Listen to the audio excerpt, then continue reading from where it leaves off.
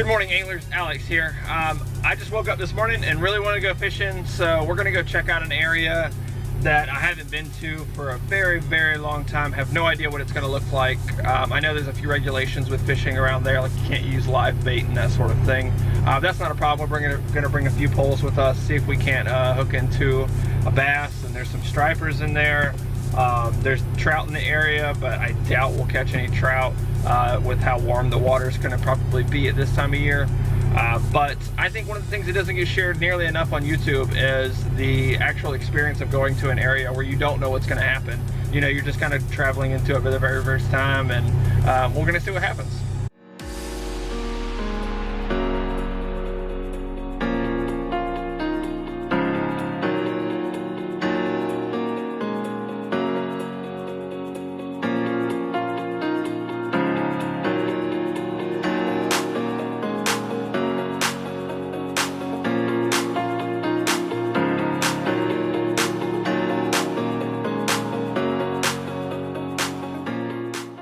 All right, we just made it to the river. I'm gonna get out, see what it looks like. Honestly, the water looks pretty clear. I wasn't sure what to expect. We had rain about a day ago, about 2 days ago maybe. It didn't rain for too long, but I also wasn't sure if the rain hit this area. It's pretty prone to getting muddy at times from what I've heard. And what I've seen through videos and stuff. So we're gonna get out, check it out, see if we can't catch a few fish. All right, so we just made it out here. I was looking down in the water here and I just saw some gizzard shad swimming along the rocks here where it drops off into the river. So that's a really good sign that the bait's here, because you guys know wherever the bait is, the fish are. So we're gonna throw either some bucktail jigs or something, try to get as far up toward the water as we can. I'm on kind of like a little pier here. If you can kind of see, I'm on like a little pier with the dam behind me. Obviously they won't let you get out on the rocks and walk up to the dam, which is really sad because I absolutely would. The water's low enough right here where I could get around the fence, but we're gonna respect the no trespassing sign today. All right, let's get a line in the water. All right, just to start out with, I'm gonna fish with one of my all-time favorite lures. It's known as the Little Fishy. I've caught thousands and thousands of stripers on this lure here. And I haven't caught a striper in a long time because I just haven't been in an area with them. Just moved back to Georgia, and we're ready to catch some stripers. So I don't know if you guys can see it down there in the water. There's actually some dead brim, dead shad, that sort of thing that looks like somebody threw out, which you're not actually supposed to fish with live bait in this area. So somebody might have dumped those preemptively when they saw a certain truck rolling up. This is only about 8-10 pound test line, so if we hook a striper of any size, we're in trouble, but we're going for it.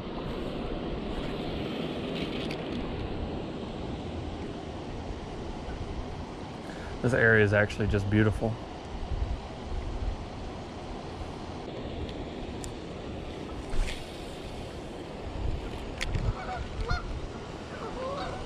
I doubt the fish are going to be sitting in the actual main current. They're probably pushed up closer to the dam and sitting along these rocks, picking off the shad. We'll see. Just wanted to give this Little Fishy a work right next to the rocks before we get into the bucktail jig. I'd love to have one of those paddle boards to get up next to that wall. Let's get a cast out a little bit on the current line out there.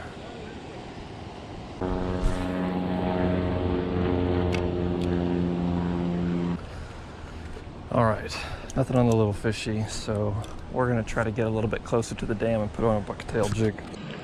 All right, we got us a bucktail jig on now. I'm using a little bit of a chartreuse skirt. Water's got a bit of a stain to it, a bit heavier head, so I can just chunk it as far as possible. Since we have a stain, we don't have to worry too much about a fluorocarbon leader or anything like that. But I'm just putting on the biggest head I have with me currently so I can get it out there as far as possible.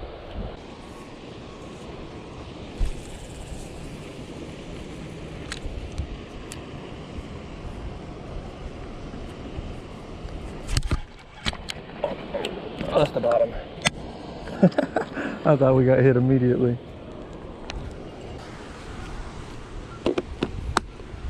Alright guys, since we broke off that one, we're going to put on another one, but just without the tail. This will actually help it fly a little bit further, and hopefully we can avoid that snag on that left bank over there again.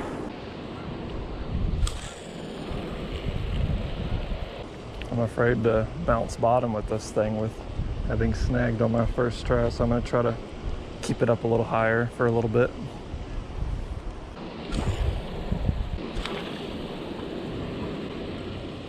That's pretty good. Oh, there's those shad. I don't know if you guys can see them. They're right down on these rocks here. They just flash just occasionally. They're right down here in front of me. They're working these rocks, and you'll be able to see, oh, there's a couple of them right there. You see them flashing. I don't know if that's picking up on camera or not, but they're flashing all over right there, some gizzard shad.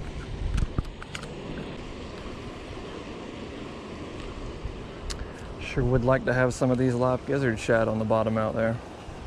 But that is frowned upon here. I think it's to protect the trout, since there's technically trout out here a lot of the year. All right, guys, there doesn't seem to be a whole lot going on here at the dam. I just even saw a boat go up to the lock just to see if he could catch something, but it doesn't look like there's going to be much here right now. He also was fly fishing, so I bet if I could get up there with some swim baits or something, I could hook into something, but it's just too far to cast, and I don't have a boat. So the bait, honestly, the bait are here. I've seen gizzard shad moving along the banks, flipping the banks, but the fish are not in sight currently. Either that or they're just not hitting. So we're gonna go try, there's actually a lake above this dam. I'm gonna go see if I can't find a place to kind of walk the banks, maybe catch a bass, maybe some post-spawn crappie or something like that. But yeah, let's go check it out. This looks like a little good spot right next to a bush here. By the way, I'm just trying out a little bitty Bass Assassin looking jig with a little, I think it's a 32nd ounce red head. So we'll give it a go.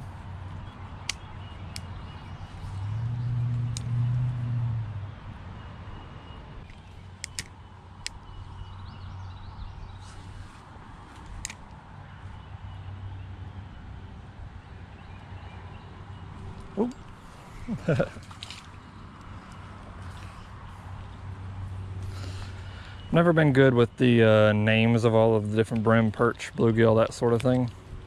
Just watching out for those spikes here. Got himself wrapped up. That is a pretty fish though.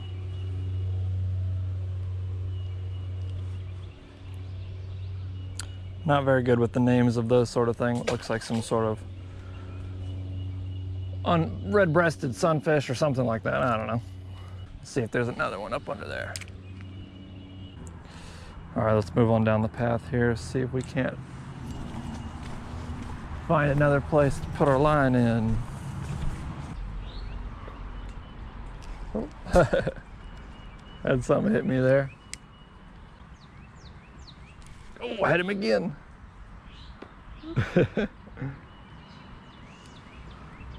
Don't know what it is. Looks like the trail ends here, so I think we're gonna go back and find another way to fish on a different spot. All right, we'll be back. All right, I've switched over to a little curly tail with a chartreuse head. Maybe the chartreuse head and the curly tail give it a little more action. Maybe that'll encourage a bite.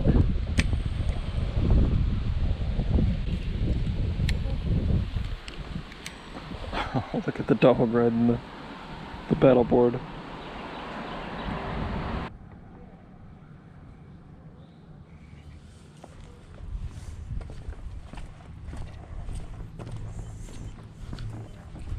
There's some huge fish down around the bend. A big carp or something?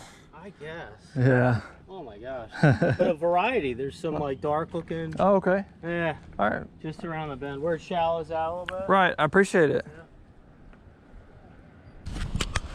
I'm always skeptical when somebody tells me about big fish like that, because it's almost always carp or something that they're seeing. And I've got 4-pound test line on right here, so I'm not catching any big carp with 4-pound test line.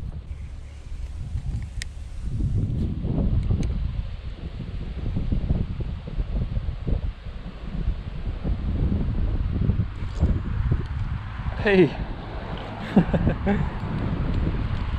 A yellow perch.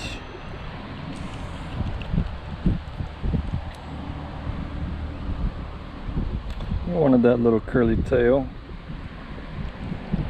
Oops. There he goes.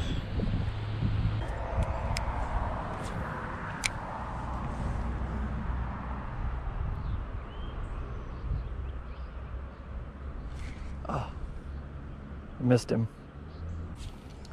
Something sitting around that brush pile out there. Oh, there's a bunch of them. Get it. He's following it. Get it, get it. Oh, I think that's some big old yellow perch.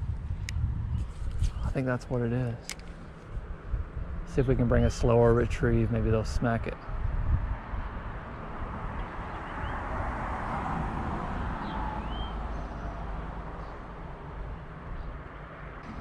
They're following it pretty far out. They want it, just not quite getting it. Get it, get it, get it. Man, there's some monster, either shellcracker or I can't tell what they are. Oh, man, there's some big ones down there though. I'm gonna catch one of these guys here in a second.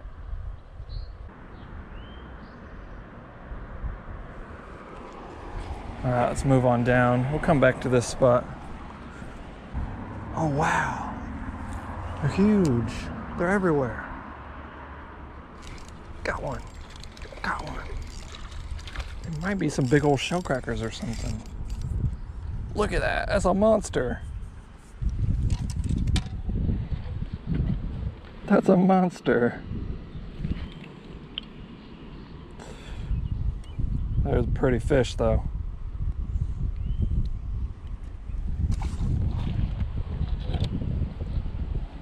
There's a bunch of them down there. I mean, they're like sitting right below me here. Gosh, they're just everywhere in there. All right, let's go see if we can find some more of these things. Gosh, there's so many big guys down there. They're just so spooky right now with the light being as high as it is. All right, guys, I put on like a little grub to imitate just like a little worm grub, something like that, a little more natural, give it a pink head so they could see it a little better. I'm gonna try to put one of these, like dangle it straight in front of one of the carp's mouth. Just see if they'll pick it up. I'm kind of desperate because I don't have anything with me for carp, so I got a little bitty ultralight pole with 4-pound test line. We'll see if I actually did hook one. See if I can find one to dangle it straight in front of. They're kind of everywhere out here. I'm just looking for a tail. I see a tail over there. A little too far, but if we can bounce it around, I mean, there's a chance. There's a chance one will pick it up. Drop it right on his forehead.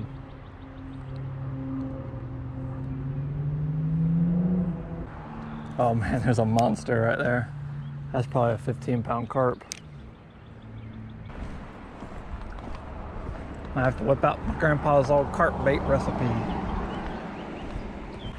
Right, let's see if we can't give these big brim another try with a grub jig. Oh, there's another carp. Might as well throw at him.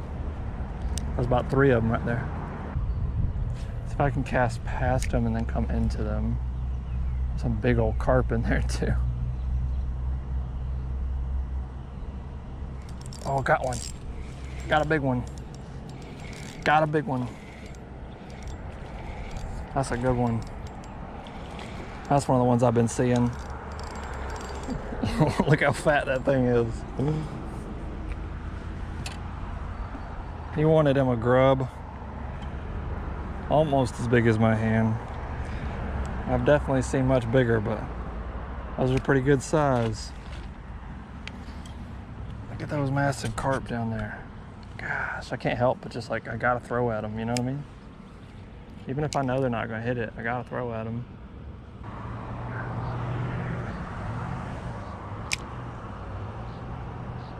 Look at these things. Oh, got a big old bluegill. Oh, there's another big one. That's another big fat one. And if people were eating these things, these would be good eater size here. Don't you fin me. Oh, there he goes. Perfect.